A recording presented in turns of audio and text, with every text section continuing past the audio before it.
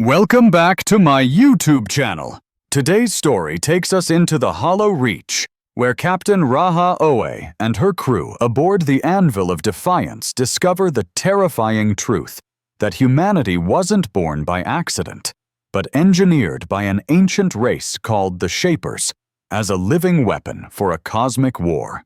When the Shapers return, they activate people through hidden DNA commands, turning millions into puppets and even forcing a colony-wide massacre to prove they still hold the leash. Yet instead of surrendering to fate, humans fight back by breaking the control code, refusing to be owned, and choosing their own purpose. The lesson is powerful. Your origins don't define you. Your choices do. Real strength isn't domination. It's restraint and moral courage when you have every reason to hate.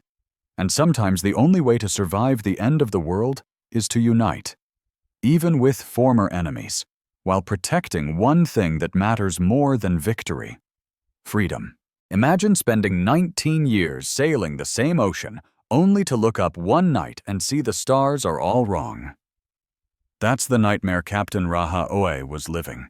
She knew the cold, steady lights of deep space better than her own face. But out here, at the edge of the galaxy's most feared dead zone, the stars were sick. They flickered, they bent, and some were just gone. She stood on the bridge of the warship Anvil of Defiance, her crew of 50 working in a tense, heavy silence. They all felt it, a deep, primal wrongness. And if you want to know what universe-shattering secret they found lurking in that darkness, you're going to want to stick around. The only sounds were the ship's low hum and the soft tap of fingers on control panels, each click echoing the crew's anxiety. Everyone knew the stories about the Hollow Reach. It was a cosmic graveyard, 400 light-years across, where nothing had happened for 100,000 years. The old legends called it cursed. Scientists just called it a bizarre anomaly. But nobody, absolutely nobody, called it safe. And now, something was waking up inside it. "Captain," Lieutenant Commander Dio Marine called out from the sensor station. He was a man whose worried eyes now looked terrified. "I'm reading those energy signatures again," he said, his voice tight. "They're stronger than yesterday. Way stronger." Raha didn't even turn. "How much stronger, Dio?" "By a factor of 12, ma'am," he replied, then hesitated. "Captain, there's nothing in our databases that can generate this kind of power. The only thing close would be a star going supernova, but the pattern, it's too organized, too rhythmic." "Like a heartbeat," Raha said, her voice barely a whisper. Dio's head snapped up. Yes, exactly like a heartbeat. Finally, she faced her crew. Every single eye was locked on her. She wasn't a big woman, but when she looked at you, you felt the weight of galaxies in her gaze. They trusted her. She'd earned that trust in 100 different firefights and cosmic storms on the ragged edges of known space. "Take us in," she ordered. For 3 solid seconds, you could have heard a pin drop. "Captain," her first officer, Alexei Petrov, started to object. He was a mountain of a man with a jaw full of scars. "Command's orders are to observe and report. We're not cleared to enter the Reach." "Our orders," Raha corrected him calmly, "are to investigate the signatures. We can't do that from the cheap seats. Take us in, Commander." Alexei met her gaze, a silent battle of wills, and then he gave a stiff nod. "Helm, set a course for the center of those readings." "Half speed! Shields to maximum!" he barked. The Anvil of Defiance was a beast of a ship, 600 meters of armored plating and enough firepower to turn a moon into dust. But as it slipped past the invisible border into the Hollow Reach, the whole vessel seemed to groan, as if the ship itself was afraid.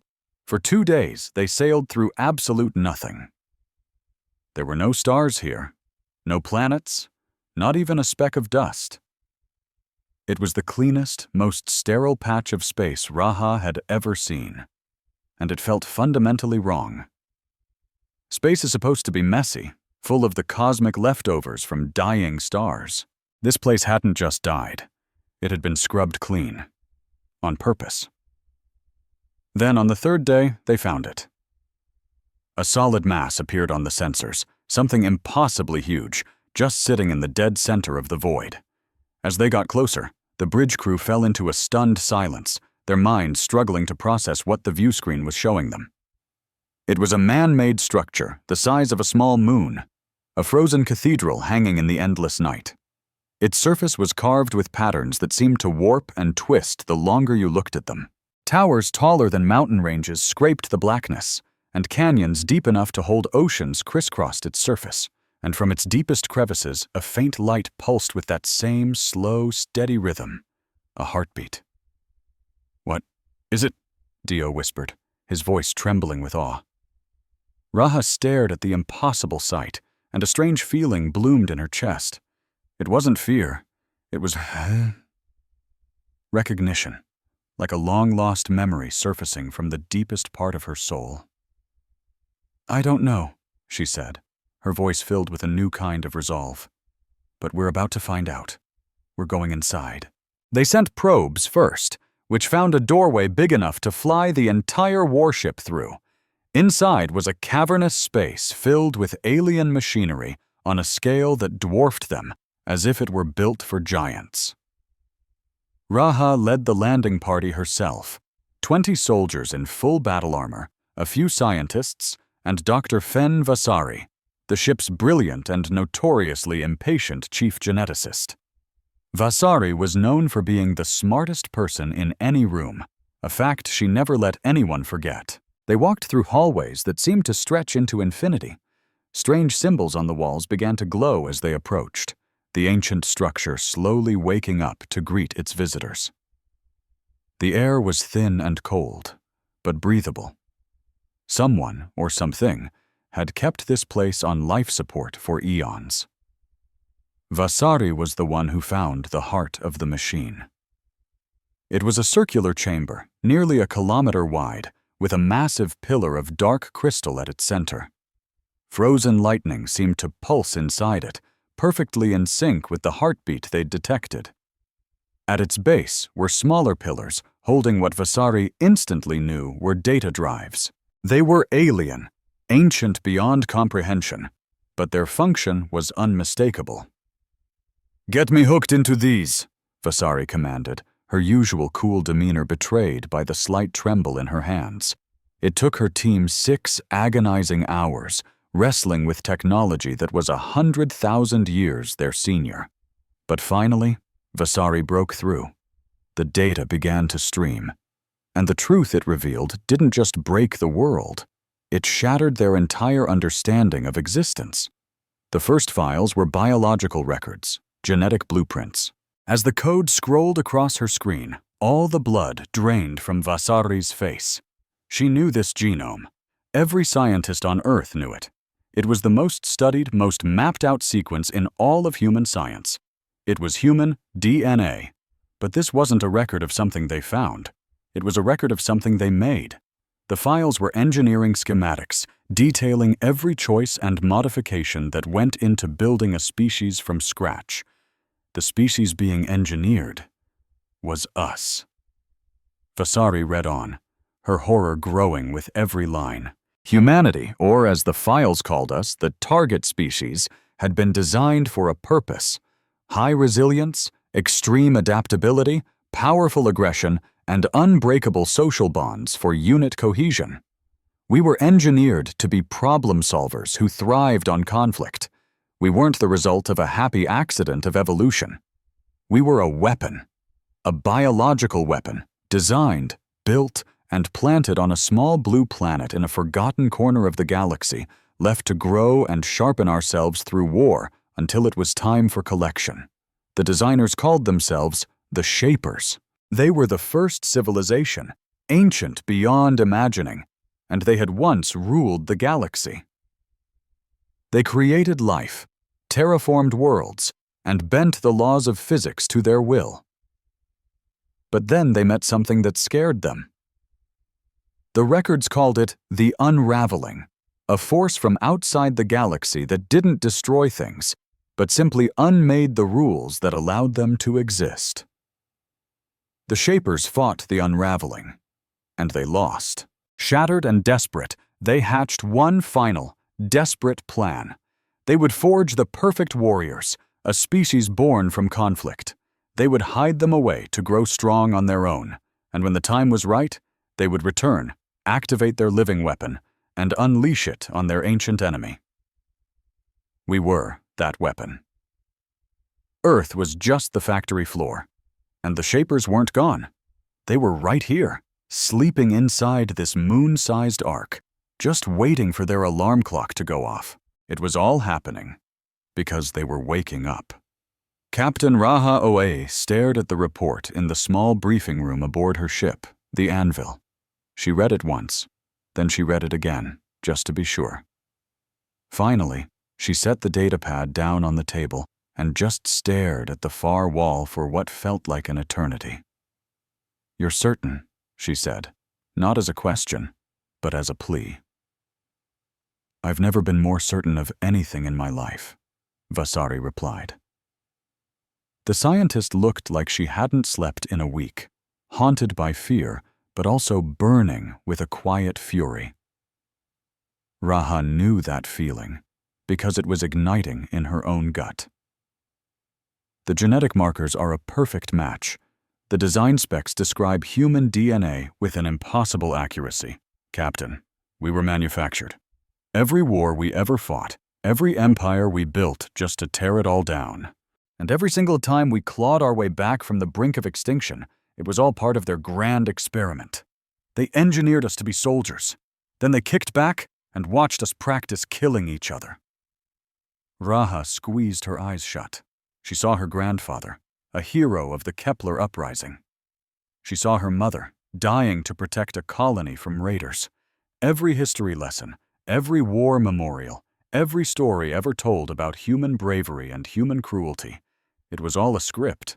Every last drop of blood spilled across 10,000 years of civilization was all part of the plan. "What about the recall signal?" she asked, her voice tight. Vasari hesitated. "When we accessed their central database, it triggered automatically. It sent a pulse deep into the uncharted space we call the Reach. I couldn't stop it." "What kind of pulse?" "A signal," Vasari said, finally meeting her captain's gaze. "A wake-up call." Raha shot to her feet. She paced to the small viewport and looked out at the massive alien structure they'd found. The forge cradle, a dark skeleton against the blackness of space. Deep inside it, lights were now pulsing, faster and faster, like a quickening heartbeat. "How long do we have?" she asked. "I don't know. Days, weeks, maybe less." Raha pressed her hand against the cold viewport glass. Somewhere out there, beyond the known borders of human space, the 12 ancient species of the conquered of elders were probably debating trade routes and territory lines. They had no clue what was coming for them. Neither did the 200 human worlds scattered across the Orion Spur, full of people who thought they were the proud, accidental masters of their own destiny. She had to warn them. She had to tell them that their entire existence was a lie. They weren't the children of Earth. They were the children of something far older and infinitely more terrifying. And that something was about to wake up and come looking for its property. The signal was out. There was no taking it back. All she could do was try to get humanity ready for the storm. She turned from the window. "Send a priority 1 message to Earth Command. Highest encryption possible. I want a full data dump of everything we've found sent to the UEC Council within the hour." Her first officer, Alexei, spoke carefully. "Captain, this information is going to cause mass panic." "Yes," Raha agreed, her voice firm. "It will. But panic is a hell of a lot better than ignorance. If these records are right, and our creators are coming back, then humanity needs to decide who we are before someone else decides for us." She walked to the door, then paused with her hand on the frame. Without turning, she said, "I've spent my entire life believing humans fought so hard because we chose to, because our spirit just refused to break. Now I find out it was just engineered into us, like code in a computer." She took a breath. "I refuse to accept that. I refuse to believe we're just programming. We are more than what they made us. We have to be. With that, she left the room. Behind her, the forge cradle pulsed with that ancient, eerie light. And deep in the hollow reach, in a darkness that had lasted 100,000 years, something impossibly vast and patient opened its eyes. The message hit Earth 17 hours later. Within a day, it had leaked. Within a week, every human alive knew the truth. They were made. They were designed. They were weapons, built by gods who had abandoned them and were now coming home to collect. Some people cried. Some people raged. Others fell to their knees in temples and churches and mosques praying for an answer. And some people just looked down at their own hands, their strong, clever, violent hands, and felt a deep, primal chill snake up their spine. But a surprising number of people just nodded, as if they'd always suspected it, as if some hidden part of them, buried deeper than thought, had been waiting for this moment, as if the awful truth, as terrible as it was, finally made everything make sense. Humanity was a weapon, but whose hand was about to pick it up? The answer was coming from the darkness, and it was coming fast. And when it got here, nothing would ever be the same. Deep in the hollow reach, the heartbeat grew stronger, and the forge cradle began to sing. It arrived without warning and without mercy. At the exact same instant, across 200 star systems, every single human being heard a voice in their head. It wasn't a sound that came through their ears. It was a thought that simply appeared in their minds, fully formed, as if it had been hiding there all along. The voice was immense. It was cold. It was older than stars, and it spoke with the calm, absolute authority of a god speaking to its tools. Children, instruments, you were made for a purpose. That purpose is now at hand. You will answer the call, or you will be unmade and forged anew until you do. On Earth, people froze mid-stride in the streets. In the colonies, workers let their tools fall from their hands. On warships and freighters and passenger liners, crews stood paralyzed at their stations. For 12 straight seconds, the entire human race stood utterly still, bound together by a voice that reached into the core of their brains and squeezed. Then the voice vanished, and the screaming began. Captain Raha Oe was on the bridge of the Anvil of Defiance when it happened. She gripped her command console so tight her knuckles turned white as she felt something inside her shift. It was like a door creaking open in a room of her mind she never knew existed. And behind that door was something dark and subservient, something that wanted to obey. Something that wanted to drop to its knees, bare its throat, and whisper, "Yes, Master, I will do whatever you command." She fought it down. She shoved it back into the darkness so hard it felt like a physical blow. When she opened her eyes, she saw her crew fighting the exact same battle. Tears streamed down some of their faces. Others had bitten their lips raw. Alexei Petrov had his hand braced against a wall, gasping for air like a drowning man. "Report," Raha rasped, her own voice raw. At the sensor station, Diamarin's fingers flew across his console, though his hands were shaking badly. "Captain, I'm detecting a fleet, emerging from the deep reach. Multiple contacts. Massive contacts." He stopped, rechecking his readings. "Captain, these numbers can't be right. These ships, if they even are ships, they seem to be made of dark matter and compressed space-time. Our sensors can barely resolve them. They're like holes in the universe. How many? Hundreds? Maybe thousands? It's hard to count something that's barely following the laws of physics." Raha stared at the main view screen. The darkness of the hollow reach was moving. Shapes that weren't really shapes were drifting toward them, vast and terrifying, swallowing the faint light of distant stars.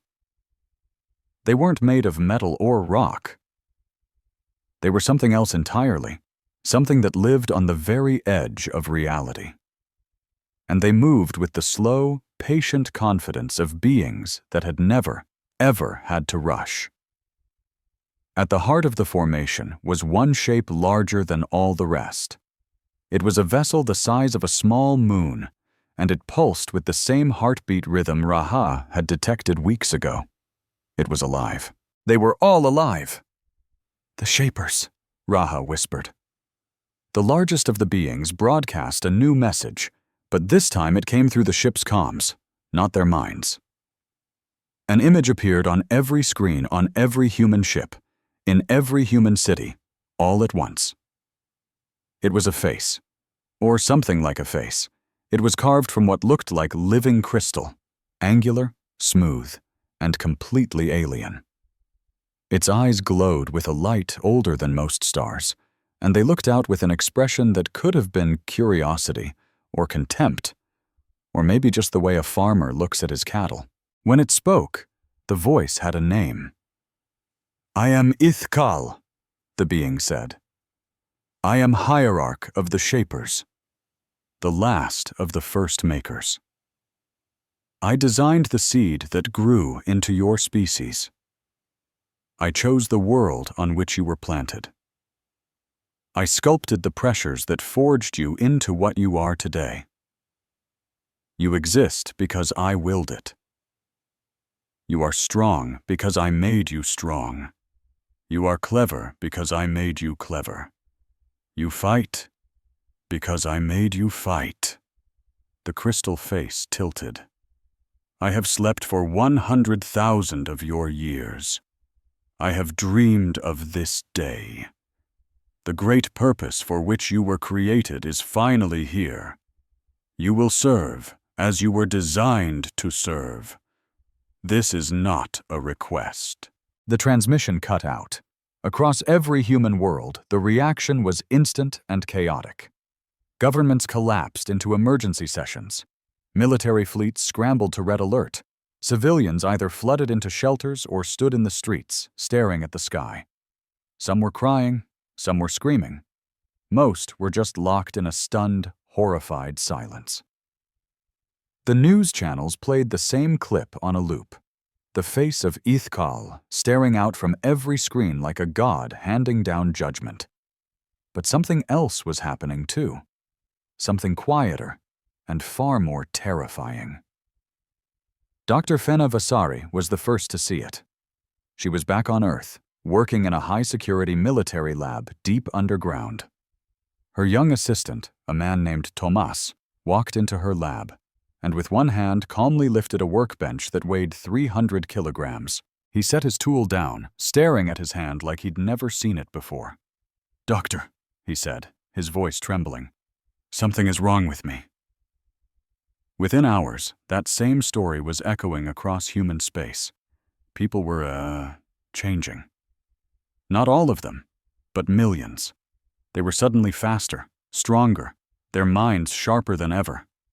Reflexes that defied human limits. Some could feel the emotions of a crowd as if they were their own.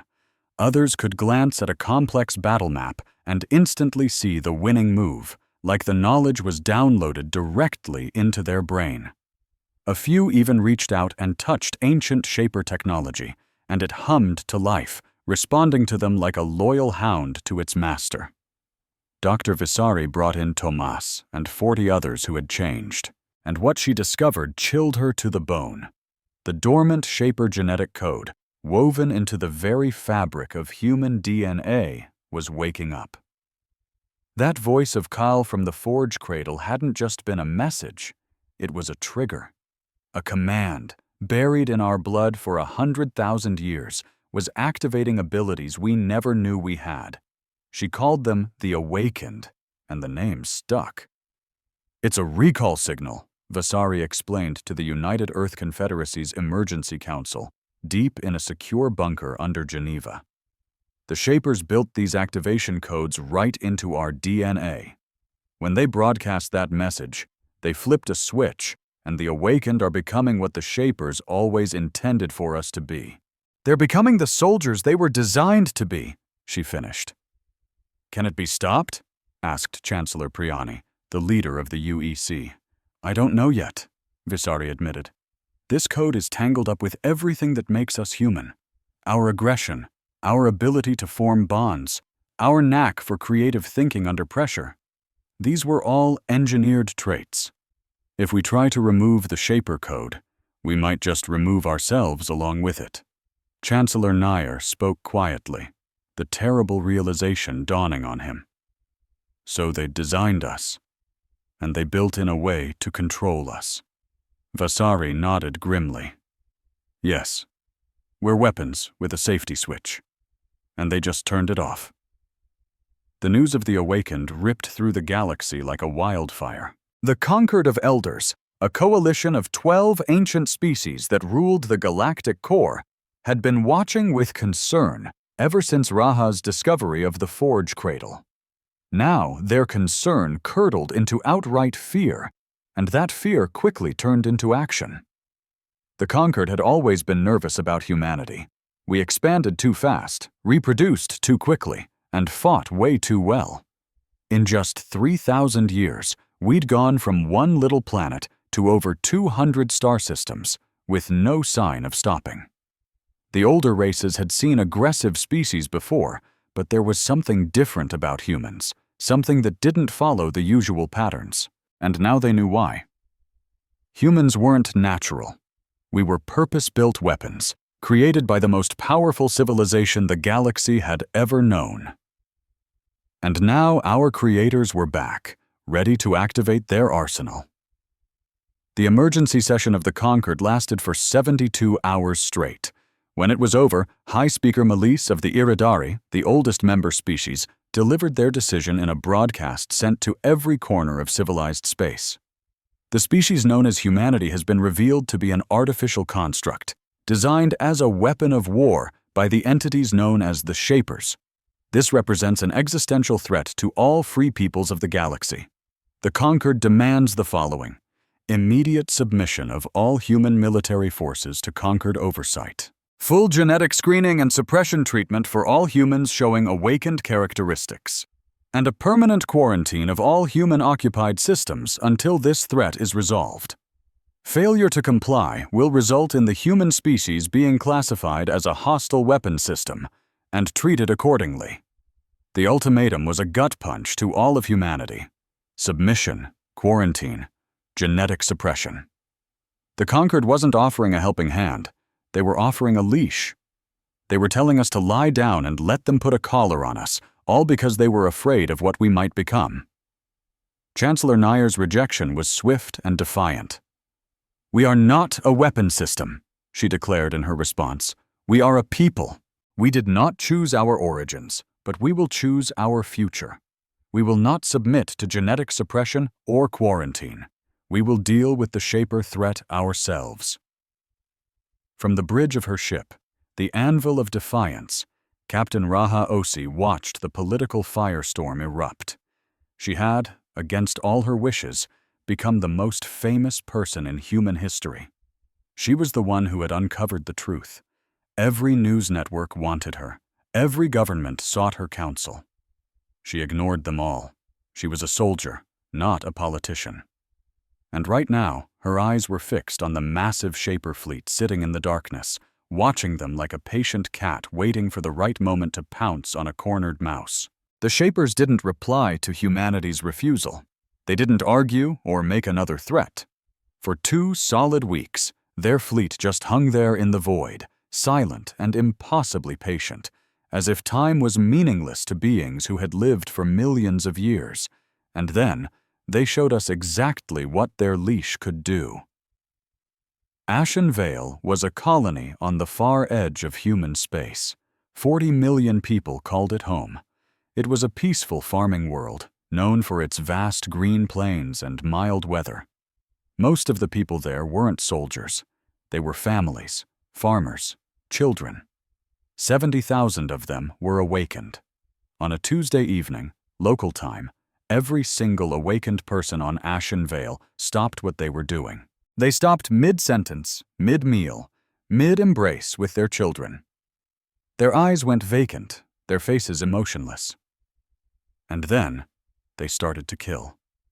They used their bare hands, farm tools, kitchen knives. They moved with a terrifying mechanical precision, cutting through the unprepared population like they were built for it. Because they were. The Shaper code in their DNA had been activated on a deeper level, overriding their consciousness, their will, their very souls. They were puppets, and the Shaper named Urethk Kal was pulling the strings. The slaughter lasted for 14 hours. By the time the nearest fleet arrived, Ashen Vale was silent. The cities were dark, and the fields ran red. 40 million people were gone. The awakened, the very weapons used in the attack, were dead too. Their bodies completely burned out by the sheer intensity of the Shaper override. They hadn't wanted to do it. In their final moments, some had been screaming inside their own minds, trapped in bodies that were no longer theirs. Urethk Kal sent one last message. No face this time, just a voice, cold, ancient, and utterly without mercy. You were built with a leash. I hold it. This was a demonstration. The next will not be limited to a single world. Submit to your purpose, or I will activate every awakened human in existence and watch them tear your civilization apart from the inside. You have 30 standard days. The galaxy watched in frozen horror. The conquered of elders pointed to the massacre as proof that humanity was too dangerous to be free. Their fleets began to gather on our borders, not to help us, but to cage us in. Back on Earth, in the bunker beneath Geneva, Chancellor Nair sat with her generals, admirals, and scientists. The silence in the room was suffocating, the kind of silence that comes when you realize you're in a trap with no exit. Raha Osi, joining by hologram from her ship, looked at their faces, the fear, the rage, the despair, and she spoke. Ashen Vale wasn't a defeat, she said, her voice cutting through the silence. It was a message. Urethk Kal wants to show us we can't resist, that we're nothing more than what it made us. It wants us to believe our only choices are submission or annihilation. She leaned forward, her eyes blazing. I don't accept those choices. We are more than just code in our DNA.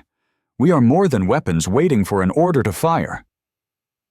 Every human who has ever loved someone, built something, or looked up at the stars and wondered, they did those things because they chose to, not because of some programming. Raha, Chancellor Nair said softly, 40 million people are dead. Yes, Raha shot back, and their deaths will mean nothing if we kneel now. Urethk Kal built us to be warriors. Fine, then let's be warriors, but we will fight for ourselves, for our own future. We find a way to break this leash, and then we show our creator what its weapons can do when they choose their own targets. Dr. Vasari, who had been quiet this whole time, finally spoke. Her voice was firm, steady. I've been studying the Shaper code non-stop since the Forge Cradle. The control mechanism, the leash, it's deep, but it's not flawless. They designed it 100,000 years ago. We've changed since then. We've evolved, strayed from their original blueprint in ways they might not have anticipated. I think I can find a way to break it. Not remove it, she clarified. That would probably kill us, but overwrite it. We keep the gifts, but we burn out the control. How long? Raha asked. Vasari met her gaze through the hologram.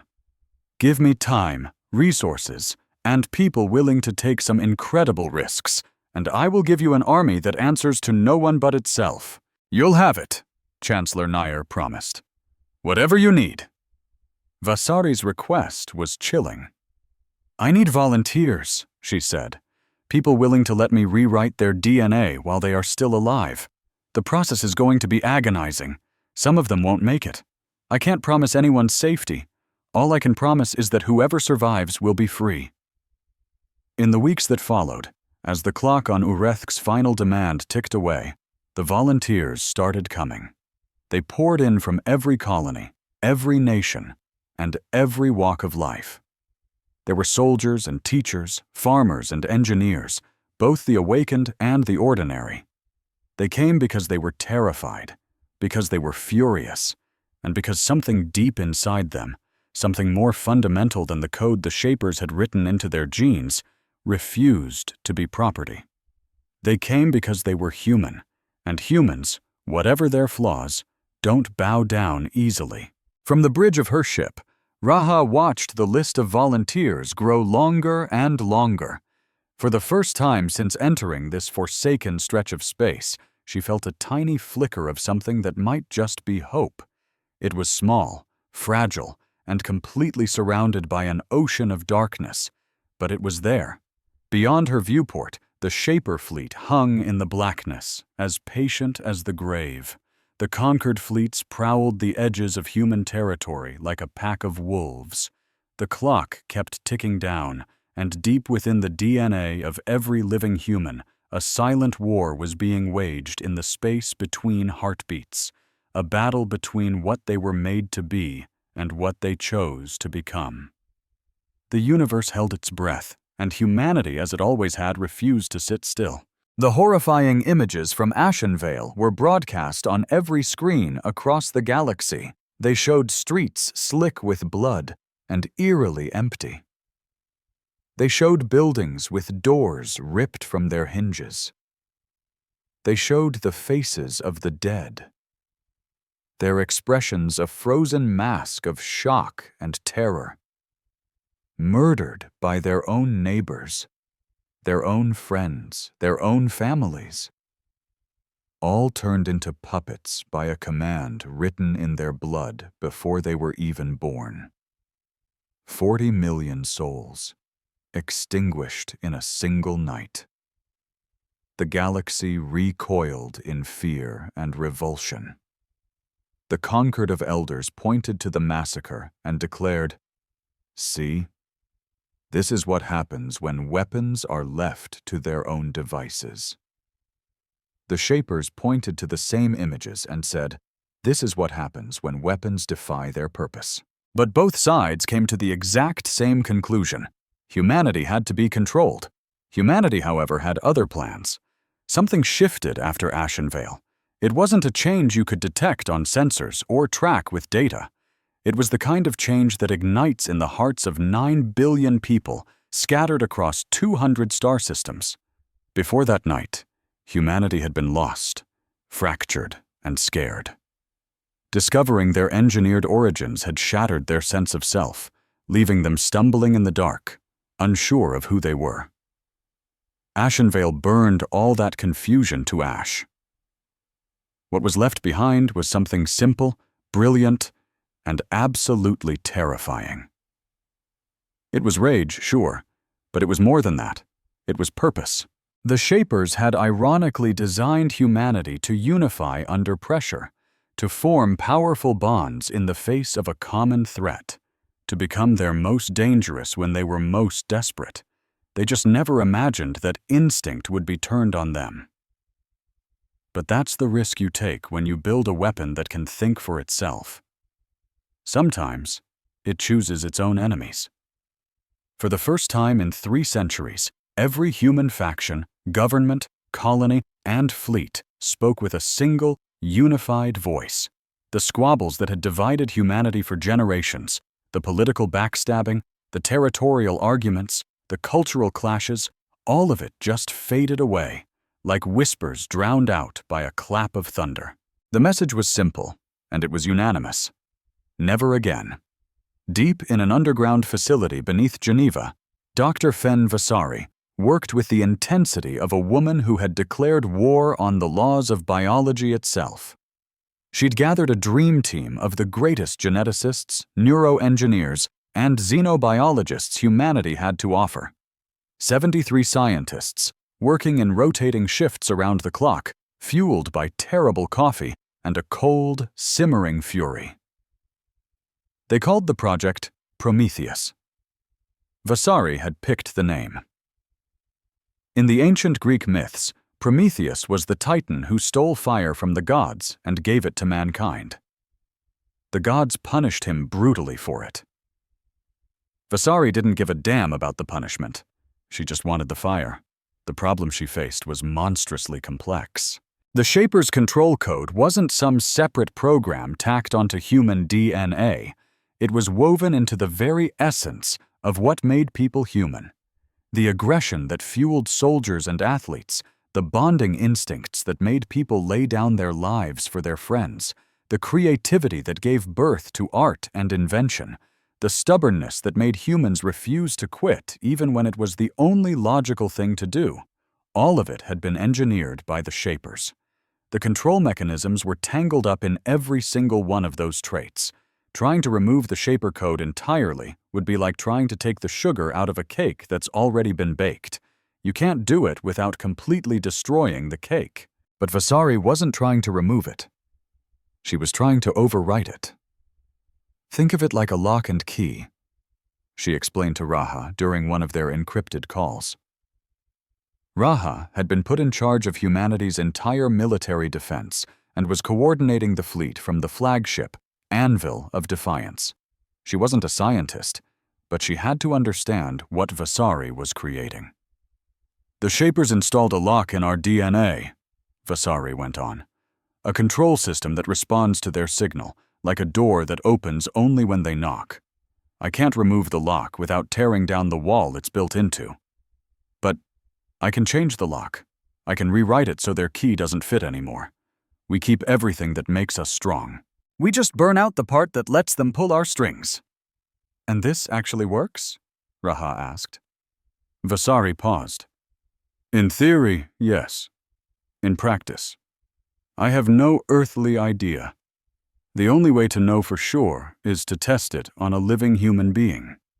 The procedure involves rewriting active genetic code in real time, which is going to cause massive neurological disruption. We're talking excruciating pain, seizures, possible brain damage, possible death. What are the survival odds? Based on my models, roughly 70%.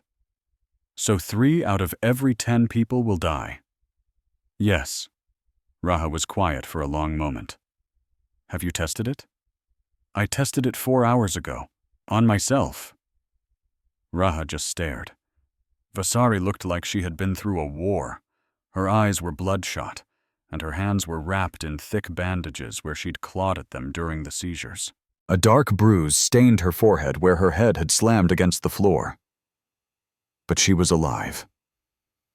And she was smiling a terrifying kind of smile that made other people nervous. I'm free, Raha, Vasari whispered. I can feel the difference. That little part of me that wanted to obey, the compulsion I felt whenever I heard Cal speak. It's just gone, burned away. I'm still me, still human, everything I was before. But the leash is broken. You could have died. Then I would have died free. That was good enough for me. News of Vasari's success spread through human space like a shockwave. Within days, volunteers were flooding every military recruitment center, every hospital, and every research lab. They wanted the treatment. They wanted to be free. They knew the risks. They didn't care. The first wave of the Prometheus treatment was given to 10,000 military volunteers. The process was hellish. The patients were strapped to medical beds while nanomachines swarmed their bodies, rewriting their genetic code one cell at a time. They screamed. They thrashed against the restraints. Some whispered the names of their loved ones. Some prayed. Others cursed the Shapers with every last breath. 7,000 of them survived, and those 7,000 emerged transformed. Not like the Awakened, with borrowed powers and hidden kill switches. These people were simply, purely free. They could feel the absence of that genetic leash like a sudden, deafening silence after a noise that had been humming in the background of their entire lives. They were faster, stronger, and sharper than normal humans, because the Shaper's enhancements were still active, but the override switch was gone. No signal from Ireth Kal could ever touch them again. They were weapons that had finally cut their own strings. Raha quickly organized them into the first units of what would become the Unshackled Fleet, with ships crewed entirely by personnel who had undergone the Prometheus treatment. The fleet was small, just 40 warships, mostly older models pulled out of storage and hastily refitted. But the crews were filled with a determination that went far beyond normal courage. Every single one of them had willingly gambled with death for a chance at freedom, and they had won. They weren't afraid of anything anymore. They would need that fearlessness. Because while humanity had been staring down the Shapers, the Concord of Elders had been making its move. The assault came on 3 fronts at once. 3 massive Concord battle groups, each one bigger than anything humanity had ever seen, smashed into the border colonies of Meridian, New Guangzhou, and Thessaly. The Concord had spent weeks quietly moving their forces into position while the rest of the galaxy was glued to the drama between humanity and its creators. Now, they attacked with the combined military might of 12 different species. Their excuse was the same one they'd been shouting since Ashenvale. Humanity was a weapon, and weapons had to be controlled. If humanity refused to submit, it would be contained by force. Meridian fell in 2 days. The colony's tiny defense fleet, just a handful of frigates and 1 old cruiser, was completely obliterated by a conquered armada of 300 ships. The Iridari commander gave the colonists a choice: surrender and submit to genetic screening, or be annihilated. The colonists surrendered. Within hours, Concord troops were on the ground, rounding up anyone who was awakened and marching them off to processing centers. New Guangzhou held out for 4 days.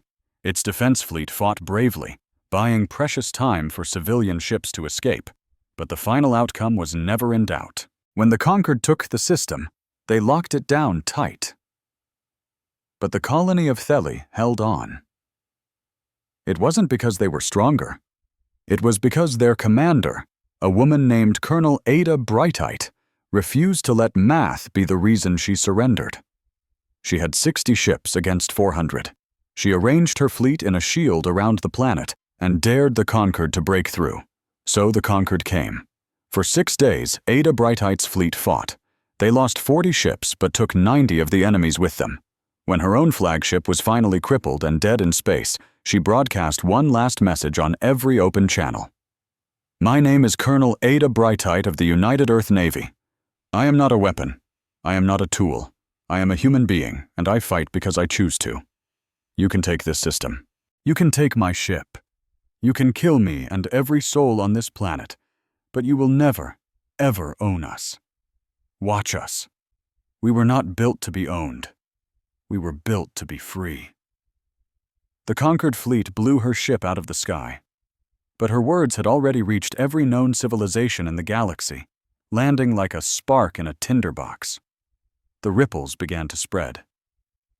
Raha heard the news of the attacks as she was getting the unshackled fleet ready for its first mission. She was standing in the war room of the Anvil of Defiance, surrounded by holographic maps lighting up with the locations of 3 separate enemy forces. And she felt the weight of that moment settle on her shoulders like it was armor forged from stone. 2 enemies, the Shapers, who wanted to enslave all of humanity, and the Conquered, who wanted to cage them. And humanity was trapped right in the middle, fighting for the simple right to be more than what others had decided for them. "We can't fight them both at once," said Alexei Petrov, his eyes glued to the maps. "The Shapers are the bigger threat, but the Conquered is the one kicking down our door right now. If they take our border systems, they'll push straight for Earth." "Then that's where we stop them," Raha said. "With 40 ships, with whatever we've got." She sent the entire unshackled fleet to the Thessaly corridor, right where the Concord's push was the strongest. The battle that came next would go down in history as the first real test of the Prometheus soldiers, and it answered any lingering questions about whether free humans could stand against the engineered ones. The unshackled ship slammed into the Concord's advance fleet like a tidal wave hitting a sandcastle. The Prometheus crews fought with a speed and ferocity that left the Concord commanders completely stunned. These weren't the scared, cornered defenders from the outer colonies. These were soldiers who had stared death right in the eye, chosen freedom anyway, and come out on the other side with absolutely nothing left to fear. They flew their ships with a kind of reckless grace, diving through gaps in the conquered formations that no military computer would have ever predicted, because no computer could ever calculate the sheer creative power of a human mindset free. In 3 days, the Concord's advance ground to a halt. In 5 days, they were falling back. In 7 days, the Thessaly corridor was clear, but it was a small victory in a massive war. Raha knew that 40 ships couldn't hold off the entire galaxy forever. It was in that short, quiet moment that Cal reached out again, but not with the booming voice that had shaken every human mind. This time, it was a private message, sent directly to Raha. The Shaper hierarch materialized on her personal screen while she was alone in her quarters. Its crystalline face was impossible to read, but there was something in its ancient eyes that looked like respect, or maybe just a recalculation. "You have surprised me," Cal said. "You found a way to break my control. This was not part of my design. You were not supposed to be able to do this." "You just built us too well," Raha shot back. "Perhaps." The crystal face tilted slightly. "But your defiance, as admirable as it is, changes nothing. The purpose you were made for still exists. The real threat is still coming." "What threat?" And then Cal told her, not with commands or threats, but with a voice that sounded almost like it was pleading. It told her about the unraveling, a force from outside the galaxy that had annihilated the Shaper civilization millions of years ago. It was an entropy that devoured reality itself, not by burning it or breaking it, but by simply erasing the rules that held everything together. When the unraveling touched stars, they didn't explode. They just stopped being stars. Planets didn't shatter. They forgot how to be solid. The Shapers had fought it. They had thrown every last resource of their galaxy-spanning empire into that war. And they had lost. Their worlds were unmade. Their people were dissolved into nothing. Only a few fragments survived, and those fragments spent millions of years sleeping, healing, and making a plan. Humanity was that plan, a new army grown from fresh genetic material, designed to be everything the Shapers weren't. Adaptable, emotional, willing to fight not for logic, but for love and rage and a stubborn refusal to accept the impossible. The Shapers had created humanity to be the weapon that could fight a war they had already lost. "It is coming," Cal said. "The unraveling. It has already reached the edge of this galaxy. Within years, it will begin to consume the outer systems. Within decades, it will reach the core. Nothing will survive. Not your species, not the conquered, not what's left of the Shapers. Unless we fight it. And you need us to fight it for you," Raha realized. "Yes, under our control. It is the only way. The Crucible, the weapon that can push back the unraveling, needs human minds to power it. Many human minds. Billions of them. Without my guidance, without the control codes, you cannot use it." Raha looked at that ancient face on her screen. She thought about Ashen Bale. She thought about the awakened, forced to be puppets that killed their own families. She thought about what it truly meant to be built for a purpose you never chose. "No," she said, "you're condemning the entire galaxy." "Maybe," she replied, "or maybe we find another way, a way that doesn't involve slavery. You built us to be creative when we're cornered. You built us to solve impossible problems. You just forgot that one day, the impossible problem we needed to solve might be you." She cut the connection. Then she just sat there in the dark for a long time, thinking about what Cal had shown her. The unraveling, a force that could literally erase reality. Coming here, coming now. And she thought about humanity, trapped between a creator who wanted to use them, a galaxy that wanted to cage them, and a cosmic horror that wanted to erase them completely. 3 threats, no allies. The only weapon they had was themselves. She stood up. She walked to the bridge. She looked at her crew, her free, unshackled crew, and said, "We have a new problem, and we are going to solve it, because that's what we do." Outside the ship, the stars burned, cold and distant. And at the very edge of the galaxy, something that wasn't quite darkness began to spread. The galaxy hadn't seen a war like this in living memory, not in the memory of the Conquered's most ancient species, not in the history books of civilizations that had kept records for 50,000 years. Three forces, each one powerful enough to redraw the map of known space, were crashing into one another on 100 different fronts, and it felt like the stars themselves were flinching. The first force was the Shaper Dominion.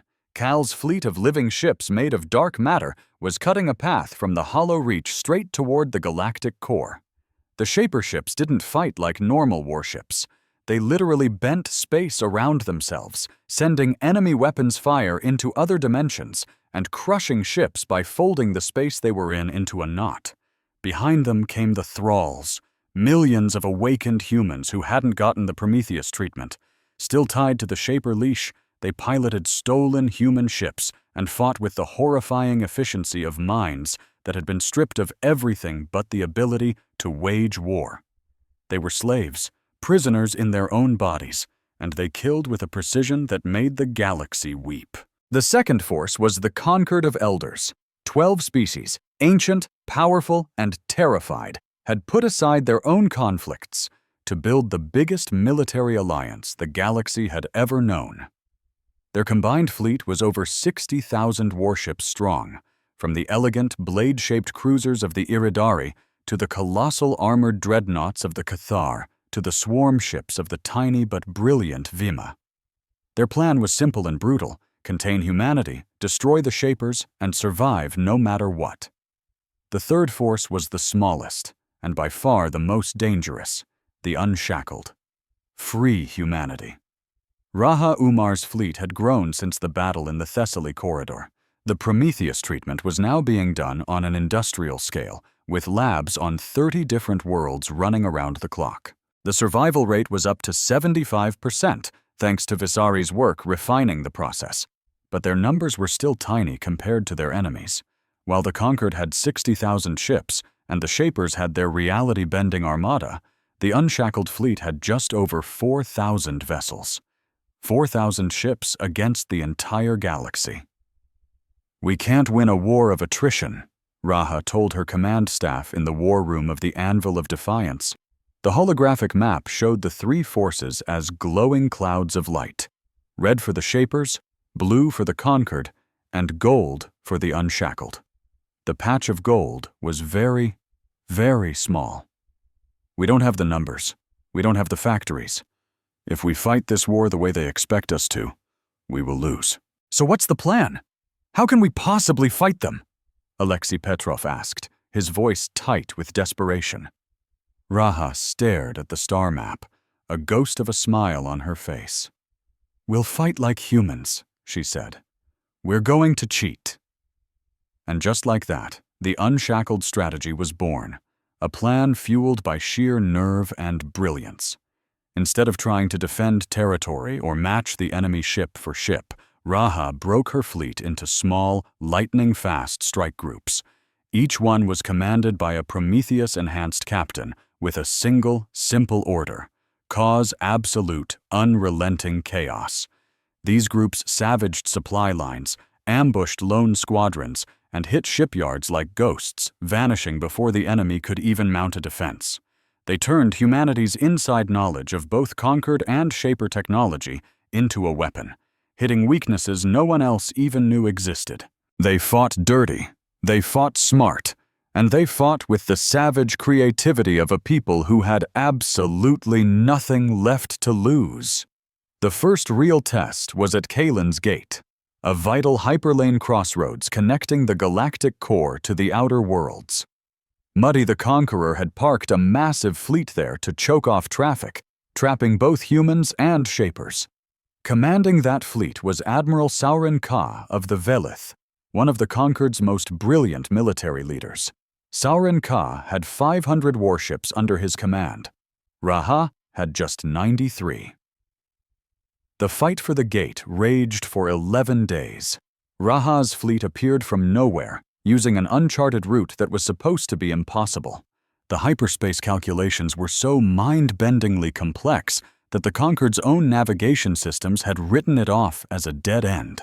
But human navigators, their minds accelerated by the Prometheus treatment to near precognitive speeds, had cracked the code. The unshackled fleet slammed into the Concorde's formation from a completely unexpected angle, driving a wedge right between the Valith warships and their Iridary support fleet. On day 1, 20 Concorde ships were turned to scrap metal for the loss of only 7 of Raha's. Saurin Ka, stunned but not broken, regrouped and launched a counteroffensive, trying to use his superior numbers to simply swallow the human fleet whole. But Raha wouldn't be trapped. She kept her ships in constant motion, a fluid dance through the enemy's tightening grip, like water slipping through a clenched fist. Her captains fought with a level of independence and on-the-spot genius that left the Concorde commanders utterly baffled. In the Concorde's rigid military, every command came from the top down. Admirals made plans, and captains followed them without question. But in the unshackled fleet, every captain was an admiral of their own ship, trusted to think, to adapt, and to seize any opportunity. It was pure, beautiful chaos, and it was working perfectly. On the 4th day, 3 human frigates, crippled and burning, made a choice. They could have fled. They could have surrendered. Instead, they aimed their shattered ships at a Concorde dreadnought and pushed their engines to the limit.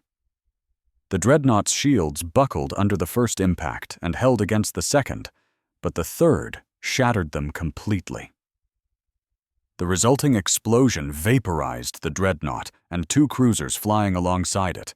Then, on day 6, an unshackled destroyer squadron lured the Concorde's heaviest hitters into a dense asteroid field where they had secretly planted a garden of mines. 11 Concorde ships were destroyed in the first explosive volley.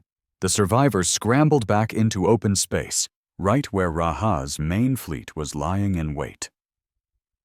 By the 9th day, Admiral Saurin Ka sent a private, encrypted message directly to Raha. It wasn't an offer to surrender or a threat. It was just a single line in his native Valith tongue. While it had no perfect human translation, it meant something like, "You fight the way the old legends say the Shapers once did. Now I see why they were so terrified of what you could become." On the 11th day, Saurin Ka pulled his fleet back. The Unshackled held Kalin's gate. They had lost 31 ships, but the Concorde had lost over 100. The news shot through the galaxy like a shockwave, and for the very first time, other races started to wonder if maybe, just maybe, they had picked the wrong side. While Raha secured the gate, Dr. Fenvisari was fighting a completely different kind of war. For months, she had been studying the Shaper thralls, the millions of awakened humans now under the psychic control of Ithkal. They were the Shaper's unwilling army, a force that grew larger every single day as more dormant Shaper code was activated in unprotected human populations. Visari couldn't get to them physically. They were deep inside Shaper territory, far beyond the reach of Raha's fleet. But she had another way. The Prometheus overwrite was a genetic signal, a key that could rewrite the Shaper's control code right at the cellular level. Typically, it had to be administered directly, with nanomachines injected straight into the bloodstream. But Visari had been perfecting something revolutionary, a broadcast version. A signal that could be sent through the Shaper's own communication network to trigger the overwrite in any human who heard it. It was the most audacious feat of genetic engineering humanity had ever attempted. Visari was trying to start a chain reaction of liberation, using the enemy's own network as her weapon. She led a small, covert team deep into Shaper space. Their ship was a stolen freighter with a massive jury-rigged communications array welded to its hull. The team was just 12 Prometheus-treated soldiers, 4 technicians, and Visari herself. There was no backup. If they failed, no one was coming to save them. Visari didn't care. She hadn't cared about her own life since the day she injected herself with the very first Prometheus treatment. They managed to sneak past the Shaper patrols by faking the signature of a Thrall supply ship. The Shaper communication network was everywhere in their territory, a psychic web that linked every single Thrall back to Ithkal itself. All Visari needed was to tap in, just one single node where she could upload her signal and let the network do the rest. They found their access point on a tiny moon the Shapers were using as a simple relay station. The station was guarded by Thralls, awakened humans with vacant eyes and jerky, puppet-like movements. Visari's soldiers moved through them with grim purpose, trying their best not to think about the fact that these were their own people, prisoners in their own bodies, being forced to fight against their own freedom. Visari finally reached the main relay console and jacked in her equipment. Her fingers danced across the interface as she prepped the signal she had spent months designing, testing, and perfecting. This was her life's work, the fire she was about to steal from the gods. Then she hit send. The signal exploded through the Shaper network, traveling at the speed of light. It washed over every single Thrall in Shaper space, touching billions of human minds that had been chained together in a vast web of slavery. In every mind, the signal found the Shaper's control code and started tearing it apart. The leash was breaking. It was working. It wasn't perfect, not by a long shot. The broadcast version of the overwrite was a blunter instrument than the direct injection. Some Thralls were freed instantly, their minds snapping back into focus with a sharp gasp of awareness. Others were freed, but were left scarred. The violent rewrite leaving deep wounds on their minds that might never heal. And some, the ones whose integration with the Shaper code was too deep, didn't survive the shock to their system. Ithkal, sensing the rebellion in its network, fought back. It tightened its grip, choosing to burn out the minds of the Thralls it was losing, rather than let them go free. Millions were liberated. Millions more were lost. Visari watched the raw data pour across her screen, and she began to weep. She cried for the living and the dead, because both now had something the Shapers had tried to erase forever. Choice. Even the ones who died were free, if only for that one final moment between the leash shattering and their minds going dark. They had been themselves again. They had been human. The mass liberation of the Thralls shattered the Shapers' military. Without their endless supply of human soldiers, Ithkal's forces were cut down to their dark matter ships and automated defense systems. They were still incredibly dangerous. The Shaper ships were machines of terror, but an army without soldiers is like a body without limbs. For the first time in the war, the Shaper advance ground to a halt. And then the conquered began to fracture. Admiral Sauron Ka had been doing a lot of thinking since his defeat at Kalin's Gate. He was ancient for a Valeth, nearly 800 years old, and in that time, he had seen empires rise from dust and crumble back into it. He had seen wars sparked by fear that ended only in regret. He had watched the conquered evolve from a noble alliance into a rigid, paranoid bureaucracy that cared more about control than justice.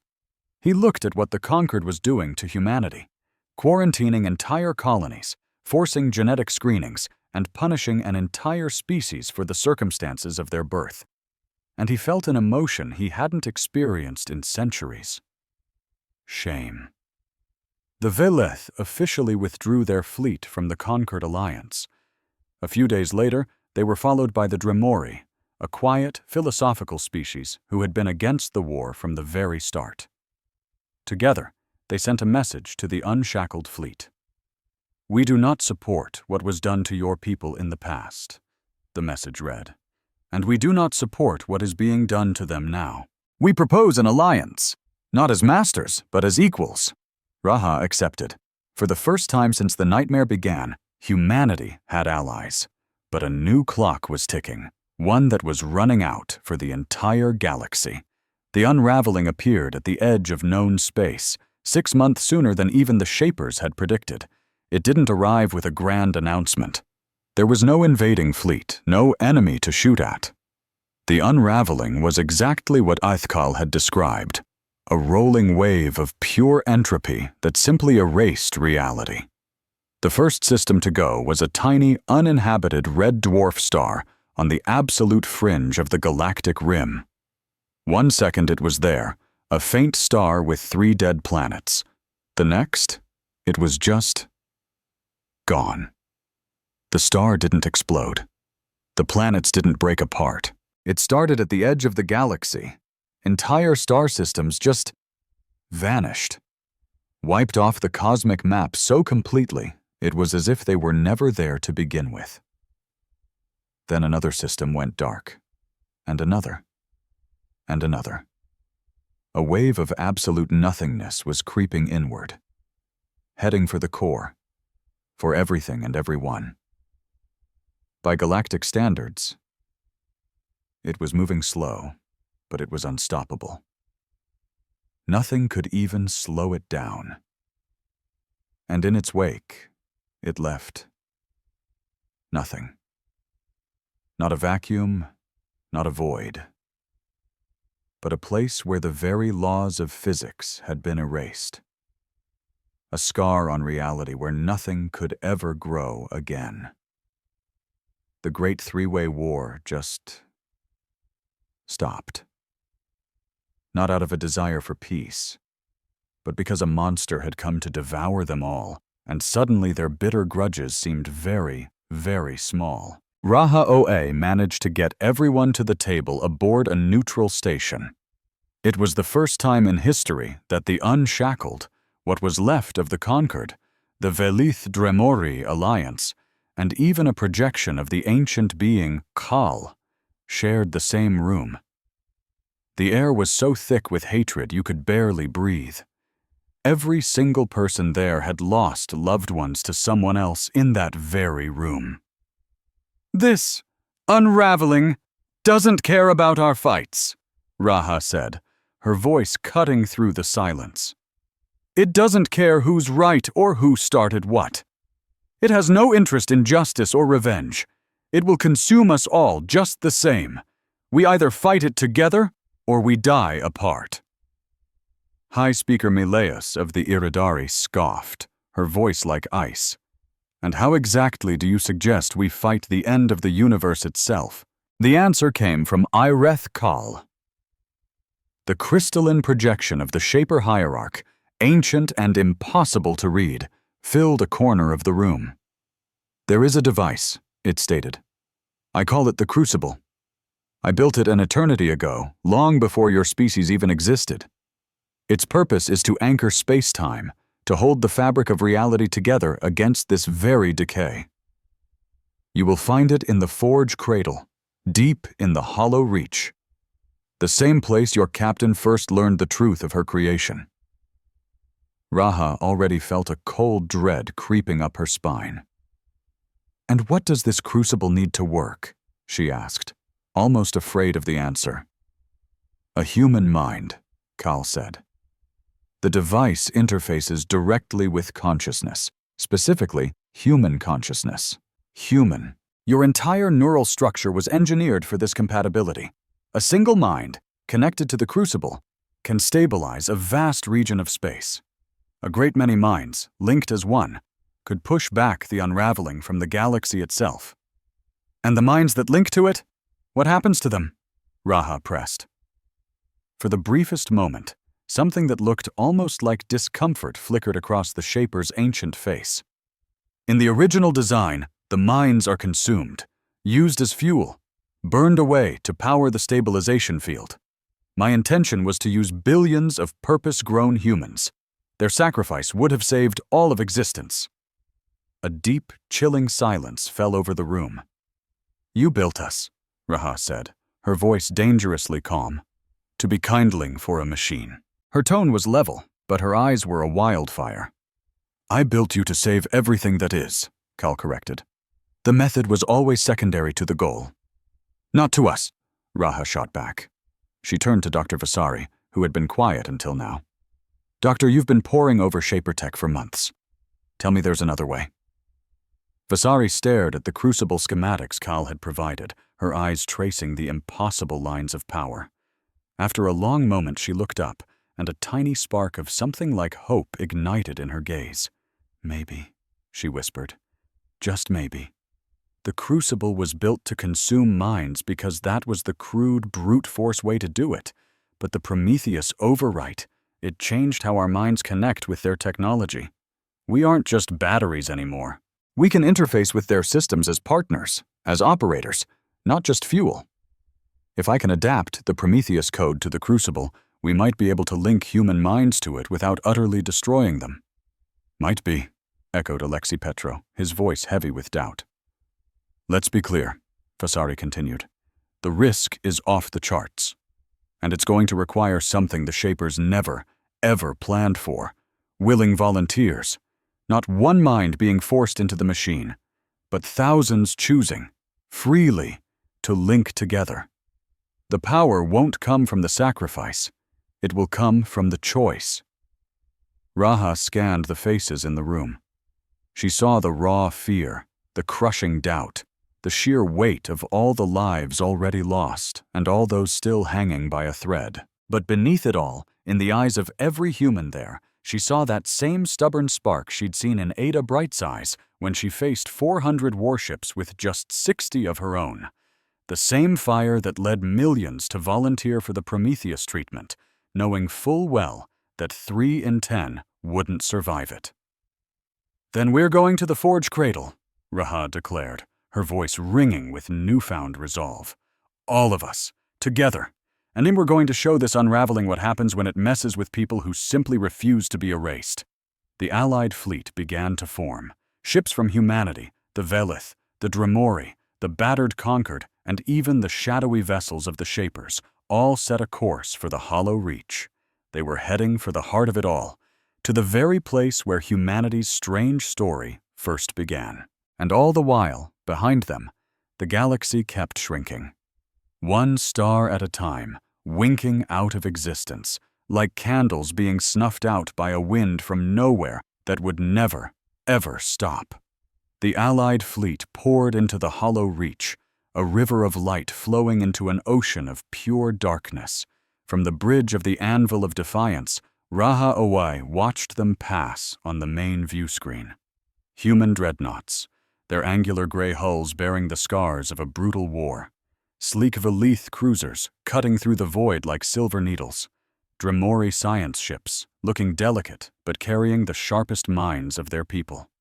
And the remnants of the Concord fleet, uneasy allies who still visibly tensed whenever a human ship drifted too close. And hanging back, at the edges of the massive formation, were the Shaper vessels of Ireth Kal. Ancient, alien. Like dark storm clouds, watching with the infinite patience of beings who had witnessed the birth and death of galaxies. 12,000 ships. It was the largest fleet ever brought together in the history of this galaxy. And every soul on board knew it might not be nearly enough. It only took a few hours for the Forge Cradle to appear on their sensors. The moon-sized station hung in the dead center of the Reach, right where Raha had last seen it. But it was different now. The faint, pulsing light she remembered from its depths was now a steady, brilliant glow, strong enough to cast long shadows from the ships passing by. The station was wide awake. At its core, the crucible was ready. But the unraveling wasn't about to let them just walk in. The first warning signs came from the edges of the Reach. Stars outside their formation began to flicker, but not in any natural way. This was a deeper kind of wrongness, a failure of light itself, as if the photons were forgetting their purpose. The flickering crept inward, and then the ship's alarms began to shriek. "Contact!" Darren yelled, his voice strained. "The unraveling is in the Reach. It's closing in from every direction." Raha's eyes locked on the tactical display. The unraveling wasn't a fleet or an enemy you could shoot. It was a wave of pure dissolution, an expanding zone where the rules of reality just fell apart and everything inside it ceased to be. On the screen, it looked like a solid gray wall, tightening around the forge cradle like a closing fist. "Mike, give me a time to impact on the cradle," she demanded. "At its current speed, roughly 14 hours. 14 hours. That was it. 14 hours to get to the crucible, figure out how to turn it on, and fight back against a force that had already eaten the edges of their universe. "All ships, full thrust toward the forge cradle," Raha commanded. "Dr. Vasari, status report?" Vasari's voice crackled over the comms from the medical ship Hope's Edge, tucked safely in the heart of the fleet. "The modified Prometheus interface is ready to go. I can broadcast the link to all volunteers on your command." But Raha, I have to be completely honest. My biggest test was with 12 people linked together. It worked, but what we're about to try, linking thousands of minds at once, I have no idea what will happen. Give me your best guess. If it works, we save everyone. If it fails, the volunteers will suffer catastrophic neurological trauma. They could die, or they could live on as empty shells, their minds wiped clean. And the alternative is we all get eaten anyway. Yes. Raha squeezed her eyes shut for a second.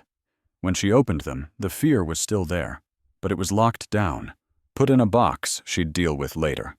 If there was a later. "Send out the call for volunteers." The message went out to every ship in the fleet. It was simple and brutally honest. It told every Prometheus-treated human exactly what was being asked of them, and it didn't sugarcoat the risks. It offered no promises and no comforts, only the certainty that their choice would matter. Within 30 minutes, 18,000 people had answered the call. They came from every corner of the fleet: soldiers, engineers, medics, pilots. They were the men and women who had survived the Prometheus treatment, who had already looked death in the eye and chosen freedom. And now, they were choosing again, risking everything to save a galaxy that, just months ago, had been trying its best to wipe them out. As Raha scanned the list of volunteers, a feeling too immense for words swelled in her chest. But for their sacrifice to mean anything, the fleet first had to reach the crucible. And the creeping void wasn't their only problem. The last of Ureth's puppets, a fleet of ghosts, materialized between them and the forge cradle. Not every enslaved human had been awakened by Visari's broadcast. Some were woven too deeply into the Shaper control network, while others had been deliberately shielded from the signal. These were the strongest, the most enhanced, held in reserve for this exact moment. 200 stolen human warships, crewed by people who were no longer people. Their faces were hauntingly empty. Their every move was robotic. They fought with a chilling, beautiful precision because the mind pulling their strings wasn't human at all. It was Ireth Kal, the last Shaper hierarch, using its final pawns in the last game it would ever play. The Thrall fleet formed a blockade, cutting off the path to the forge. With the unraveling of reality creeping up behind them, the Allied fleet was trapped between an army of slaves and the end of everything. Raha didn't even blink. "All combat ships, engage the Thrall fleet. Carve a path to the cradle. Protect the volunteer ships, no matter the cost." In the shadow of a dying universe, the Battle of the Hollow Reach began. The Allied fleet crashed against the Thrall formation like a tidal wave against a cliff. Velith cruisers darted along the flanks, their pinpoint weapons methodically dismantling the enemy's defenses. Human dreadnoughts stormed the center, their captains fighting with that wild, brilliant fury that had become their signature. Farther back, drama vessels coordinated the chaos, their advanced sensors painting a complete picture of the battle for the Allied captains. The Thralls fought back with cold, mechanical perfection. Every shot was perfectly aimed, every maneuver calculated for maximum devastation. But they fought without passion, without improvisation, without that unpredictable spark that made human warriors so terrifyingly good at what they did. They fought like machines, because that's all the Shapers had left of them. Right in the heart of the battle, reality itself started to tear at the seams. The unraveling was now so close that its effects were bleeding onto the battlefield. Ships on the outer edges reported their instruments going haywire, hull plating dissolving into nothing, and weapons failing in ways that defied physics. A conquered cruiser at the rear of the fleet didn't explode. It just vanished, deleted from existence, as if it had never been there. The fleet pressed on, and the thralls pushed back. Ships on both sides were torn apart, and the gray wall of nothingness crept ever closer. Raha led the charge from the front, her ship, the Anvil of Defiance, piercing through the thrall formation like a spear aimed straight for the forge cradle. At her side, Alexei Petrov coordinated the fleet's ballet of destruction with the unnerving calm of a man who had already made peace with whatever came next and just wanted to be useful in the time he had left. "Thrall flagship dead ahead," Alexei reported. "It's blocking our main approach to the cradle." It was a massive human carrier, stolen early in the war, now bristling with weapons and crewed by over 10,000 enslaved humans. Taking it out would clear their path, but 10,000 people were on that ship. 10,000 prisoners. "Can we disable it without destroying it?" Raha asked, dreading the answer. "Unlikely at this range. We don't have time for a delicate touch. The unraveling reaches the cradle in less than 6 hours." Raha stared at the flagship's icon on her screen. 10,000 people, stolen from their own lives, turned into marionettes. 10,000 people who could still be saved, if they just had more time. If there was another way. If the galaxy wasn't literally collapsing around them. Then a voice crackled over the comms, thin but clear. "Raha, I have an idea." It was Vasari. "The Prometheus broadcast frequency, the one that freed the others? I still have it. If I can get close enough to that flagship, I can beam it directly into their network. Point blank. It'll be far stronger than the original broadcast. It might just work." "How close is close enough?" Raha asked. "Within 500 meters. That's suicide range." "Good thing I've already died once today, then," Vasari quipped. Vasari's medical ship, the Hope's Edge, was a repurposed transport. It had armor as thin as paper and no real weapons to speak of, but it did have the most advanced communications array in the fleet, modified for this exact purpose. Raha's every instinct screamed at her to say no, to protect the woman who had become her friend from a mission that was a guaranteed death sentence. But she looked at the tactical map. She looked at the clock. The gray wall was closing in. Sometimes the only choices you have left are the bad ones. "Do it," she said, her voice tight. "The Anvil will cover you.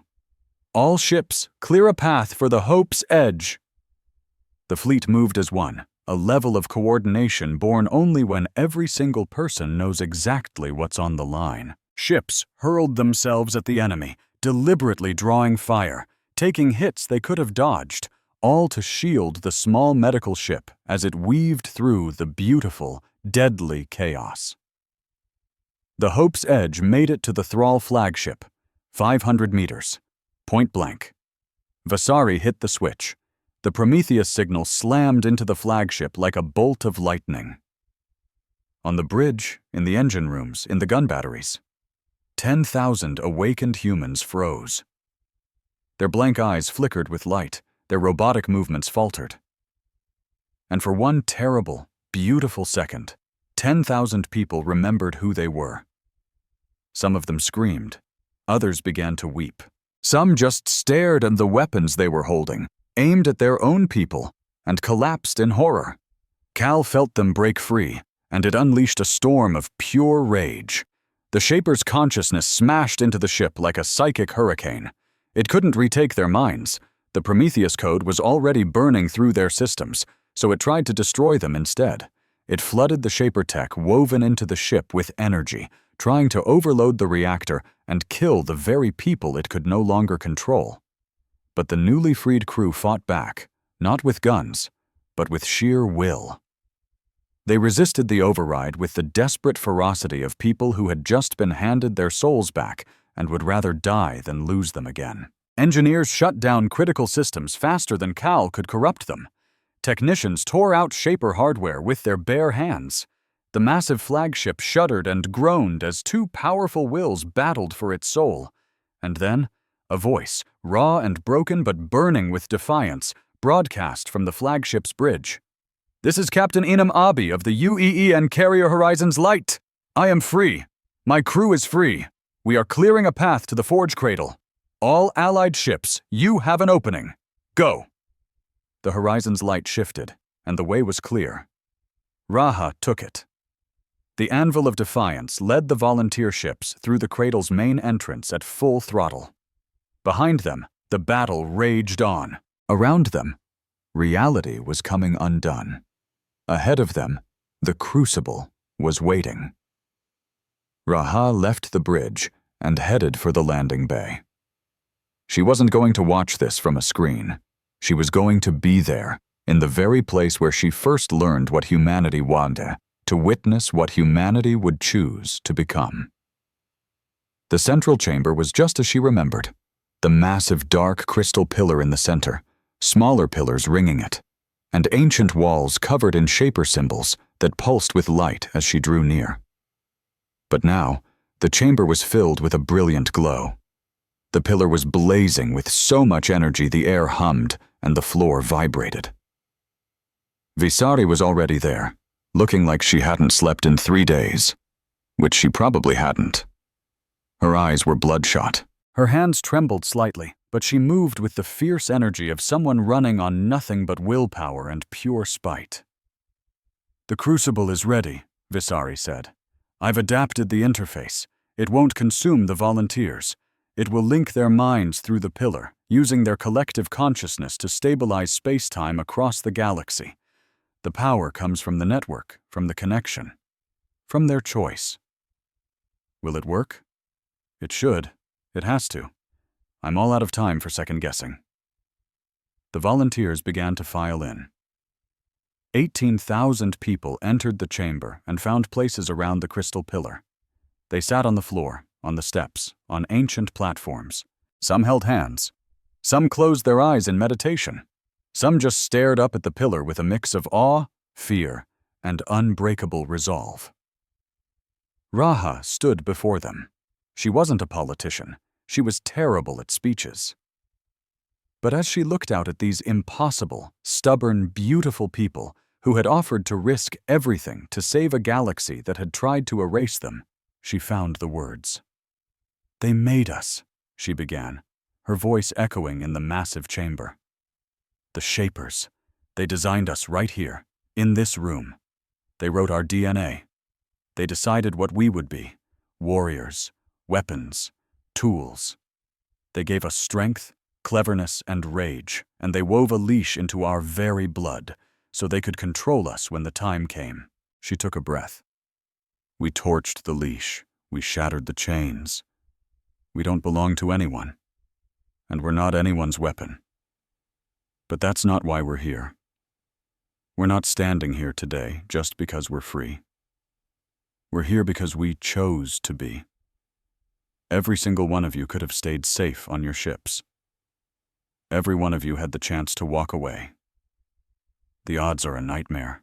The danger is very real, but you came. You're here because you stared at the end of everything and said, 'No, not on my watch, not while I still have a breath to fight.'" Tears streamed down her face, and she didn't bother to wipe them away. The Shapers created us to be soldiers in their war.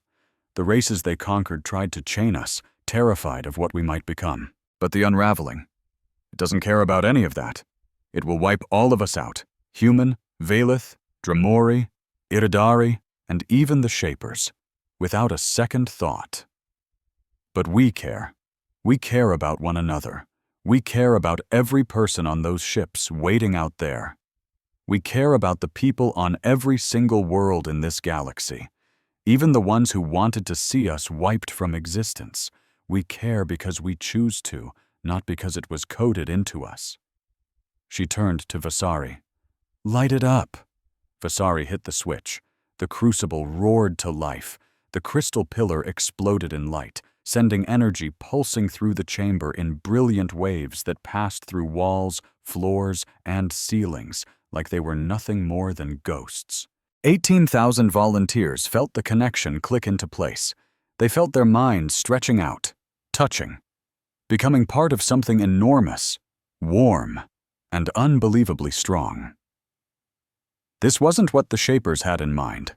They designed the crucible to devour individual minds, to burn them like fuel to power an engine. But the Prometheus interface completely flipped the script. These minds weren't fuel, they were pilots. And they weren't being forced, they were willing. And as it turned out, willingness changed everything. The network came alive. 18,000 human minds, freely connected, freely choosing, and freely pouring their strength into the fight. The power surging through the crucible wasn't the cold, mechanical energy of minds forced into slavery. It was something warmer, wilder, and 1,000 times more powerful. It was the power of choice, of love, of a stubborn, crazy, beautifully human refusal to believe in the impossible. The crucible fired. A wave of reality-stabilizing energy shot out from the forge cradle, racing outward at the speed of light. It slammed into the unraveling like a tidal wave of fire hitting a sheet of ice. Where the two forces collided, reality itself seemed to flicker, scream, and bend. For one heart-stopping moment, it looked like the unraveling would break through, that it would swallow the crucible's power and consume everything. And then the volunteers pushed back. They pushed with their thoughts. They pushed with their willpower. They pushed with every memory of every person they'd ever loved, every sunset they'd ever seen, every meal they'd ever shared, every laugh and every tear, every single ordinary, precious, irreplaceable moment of being alive. They pushed with the entire weight of what it meant to be human, not a weapon, not a tool, but a people who had looked out at the universe and decided, stubbornly and illogically and against all odds, that it was worth saving. The unraveling ground to a halt. It stopped right at the edge of the hollow reach, held back by a force it couldn't possibly comprehend. A force that wasn't engineered or designed, but was born from the free choice of 18,000 people who simply refused to lose. Then slowly, impossibly, it started to shrink back. The crucible's wave pushed forward, stitching space-time back together, rebuilding the very laws of reality that the unraveling had erased. The stars that had been flickering and dying blazed back to their full glory. The void that had become nothingness became space once more. The wall of gray pulled back and back and back until it was shoved to the very edge of the galaxy and trapped there, contained by a barrier of stable space-time that glowed like a wall of pure gold. Back in the forge cradle's central chamber, 18,000 volunteers opened their eyes. Some were crying, some were laughing, and some just sat there in total shock, still feeling the faint echo of being connected to so many other minds. The experience left its scars. Some would deal with headaches and dizzy spells for months. A couple hundred had more serious neurological damage, but not a single person had died. Not one mind had been consumed.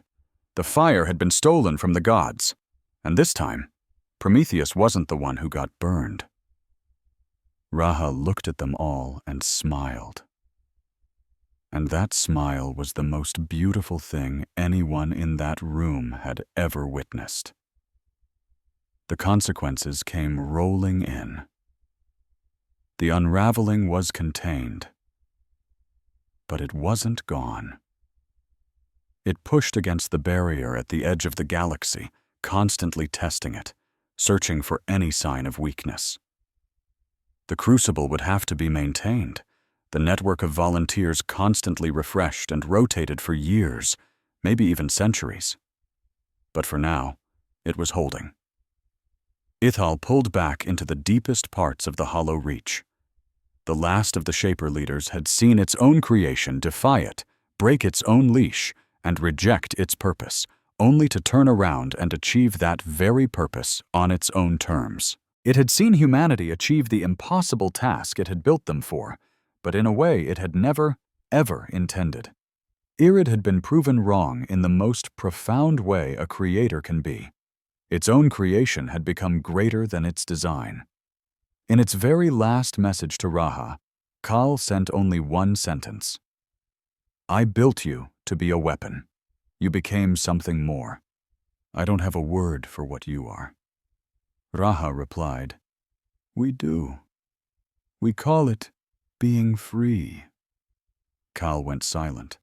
Its ships retreated into the deep reach, circling the forge cradle like giant sleeping beasts. It wasn't dead. It wasn't gone. But it was humbled. And for the first time in millions of years, it was alone with the chilling knowledge that it had been wrong. The conquered Elders' Council fell apart. It had been fracturing for months, and the miracle at the Hollow Reach was the final blow that shattered it. The new alliance that took its place was something entirely different, built not on power and control, but on the simple idea that no species, no matter how strong or how scared, ever has the right to put another in chains. Humans were now at the table as equals, the builders of a new galactic order instead of the subjects of an old one. The Velith and the Dramori, the ones who had sided with humanity when it was hardest, became their closest friends. Admiral Saurin Ka of the Velith was there when the new charter was signed. He shook Raha's hand, and the look in his ancient eyes wasn't fear or suspicion, but something that looked a lot like friendship. The Prometheus treatment became a rite of passage.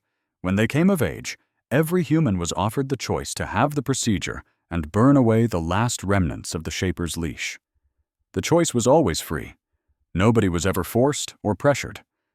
But nearly everyone chose it.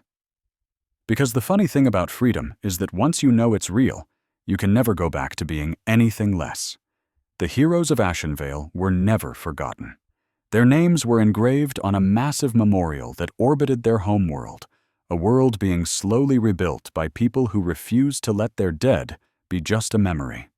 Colonel Ada Bright, who had faced down 400 ships with just 60 and died with defiance on her lips, received the highest honor the new Galactic Council could give. Her last words were written on the hull of every ship in the unshackled fleet. "We were not built to be owned by." Captain Nkebe, who had been a puppet for months before fighting his way back to himself in that final battle, was given command of the rebuilt Horizon's Light and became one of the fleet's most celebrated officers. He never talked about what it was like to have his mind controlled. He didn't have to. Every person who had been set free already knew. Dr. Fen Vasari won the Nobel Prize, the Velith Medal of Scientific Achievement, and the Demori Wreath of Understanding, all in the same afternoon. She accepted them with a look of mild annoyance and went right back to her lab. She was already focused on the next problem. The crucible had to be made better. The barrier had to be made stronger. The unraveling was trapped, but it wasn't beaten. And Vasari wasn't the type of person who was satisfied with just trapping a monster. As for Raha Oe, she retired from the military. She stood at the podium of the new Galactic Council, on a station hanging in the empty space between stars, and she looked out at the representatives of 100 different species, Avalith and Dramori and Iridari and Keth and Vima, dozens of others she had fought against, fought with, and bled with. She looked at them, and they looked back at her, and the quiet in the room wasn't from fear or anger. It was the silence of pure respect. "They made us to be weapons," she said. "They designed us to kill, to conquer, and to obey. They gave us strength, speed, and rage. They made us able to bond with each other, knowing that soldiers fight harder for the ones they love. They gave us creativity, because the best weapons can adapt. They gave us stubbornness, because the best weapons don't break." She paused. "But they made one huge mistake. They gave us the ability to love, and they never dreamed that we would love our own freedom more than the purpose they gave us. They never imagined we would love each other more than we loved obeying them. They built us to fight, and so we fight. But we decide what we fight for, and we choose to fight for a galaxy where no one is owned, no one is chained, and no one is ever used again." She took a deep breath, the silence of the galactic chamber pressing in on her. "We are what we choose to be," she declared, her voice ringing with a strength she didn't know she had. "And we choose to be free." And for the first time in the galaxy's long and bloody history, the chamber erupted not in arguments, but in a thunderous wave of agreement. As Raha stepped down from the podium, a scarred veteran named Alexei Petrov met her by the door, a rare smile cracking his stern face. "Good speech," he grunted. Raha smiled back. "I stole most of it from Ada Bright. I don't think she would mind." Together they walked through the station's corridors, heading for the observation deck, where the stars burned like diamonds on black velvet. Outside that window, the galaxy stretched on, vast and ancient, finally safe for now. At its edge, a golden barrier held back the chaos, and in its heart, 100 different species were taking the first, clumsy steps toward sharing those stars. But deep in a forgotten corner of space, in the forge cradle where humanity was first created, a young scientist named Lena Vasari, niece of the famous Fen Vasari, was about to make a choice that would dwarf them all. She had stayed behind, drawn by the same burning curiosity that drove her aunt. The cradle held secrets older than humanity, older than the Shaper control codes. It held the knowledge of a civilization that had once built entire galaxies. Lena gently ran her fingers over a dormant console, and it hummed to life at her touch. A screen flickered on, but it didn't show the old Shaper designs for weapons, soldiers, or slaves. It was something different. Something new. It was a blank canvas. She stared at it, her heart pounding.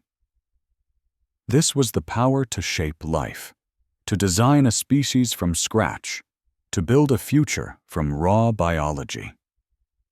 It was the exact same power the Shapers had used to create humanity as their tools. The same power that could be used for total control or total liberation, for slavery or for freedom. It was a choice, her choice. She began to type. The screen filled with lines of new code, new designs, new possibilities. Not weapons, not tools, but something else entirely. Something that had never existed before. Something that would grow and change and choose its own destiny. Because that was the ultimate lesson humanity had taught the galaxy. The greatest creations are always the ones that surpass their creators. The screen glowed with 2 words: Project Genesis. Phase 1. Then a simple question appeared. What shall we become? And as the stars burned on, Lena Vasari smiled. The story of what humanity chose to be was only just beginning.